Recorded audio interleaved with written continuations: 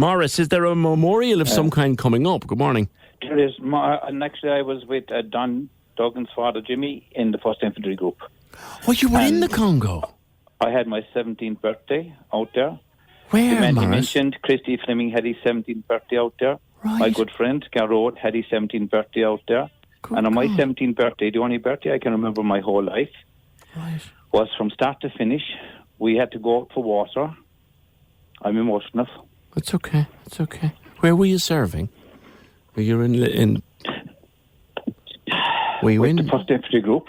Okay. Okay. And we were mostly in the jungle, barred a few weeks in the air base. We never saw a town, only on mud villages. We were a small unit, so we were being thrown into places that no one else would be put. Yes. And so part of our duties in most places were to get water, and that was just to try and wash. We had to drive through red dust roads down to rivers. And had you any idea, as a lad going out there, what you were going to face? Not at all. How could we? We didn't even know where it was. I mean, when we saw these massive planes to go into the Globemasters, we thought we were going to be swallowed up. I mean, you know, it's just unbelievable how uneducated we were. And the equipment we had was just so far. Like the lads nowadays, they're well armed, they're well dressed for each area, wherever they go to. We, as you said, we went out in Bull's Wool. That man said there. We went into Tripoli Air Base, the big American air base, and some of the lads were walking up towards the planes, and one of the American sentries said, "Sorry, you have to go back. You can't come up here." What is sorry? We didn't know it without a bounce. No, he said, "Your boots." He said, "It's back and you blow the planes up." Yeah. We still had these big hobnail boots with big studs in them. And on the day of my birthday, we were out for water. On our way back, we were ambushed and had to fight our way out for 2 hours.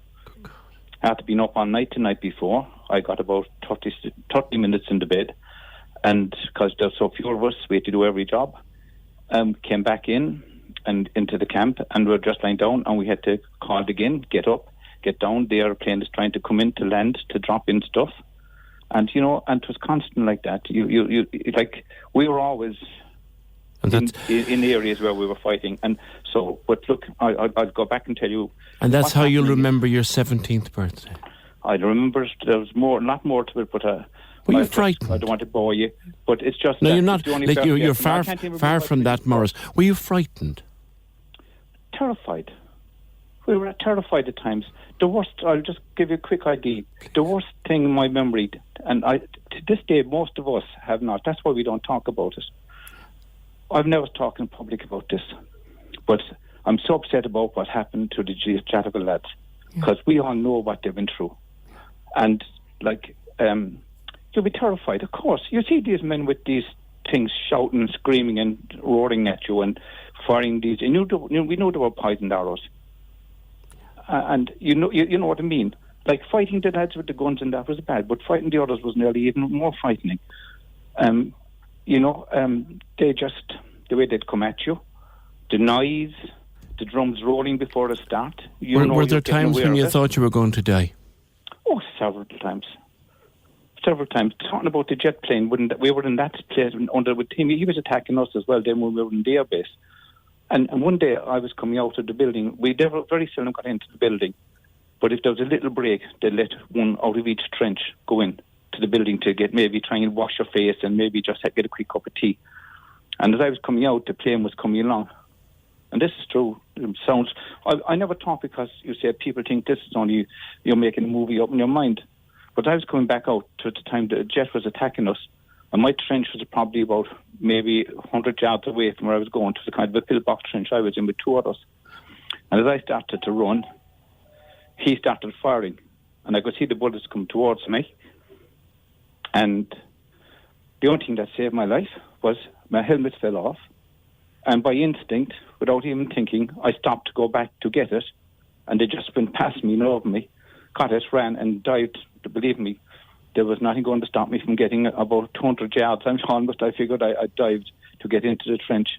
And of course you were terrified. But we still did it. You would not do it because you were afraid if you were out there and you didn't do what you had to do, one of your own friends might be killed. for your call and thank you for your service. Can I just mention this before I go? It's such an important Quickly, thing. we're out of... Yes, when is the service? It's on the 22nd of October in Dublin, in Connell's Barracks in Dublin, so it's only straight across from Euston Station. It's on at 2 o'clock, and it's to honour the dead who've gone, most of them gone to their dead very young, believe it or not, of Jatterville, and to honour the living that have left there, and it's done by us, the veterans. It's not been done by the government or anything like that. We want to give them a true honour. Right. And I would hope anyone who's out there who has any connection or has any respect might turn up there for 2 o'clock on the 22nd of October. Oh, we'll advertise that for you between this and that. Muiris, a fascinating phone call. Thank you for making it. Thank you. Thank you very much. Thank you so much. Bye.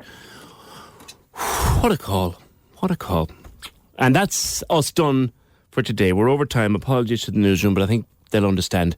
The programme edited by Breda Dennehy, produced and researched by Fergal Barry. Podcast later, repeat in the early hours. We're back tomorrow, just after 9.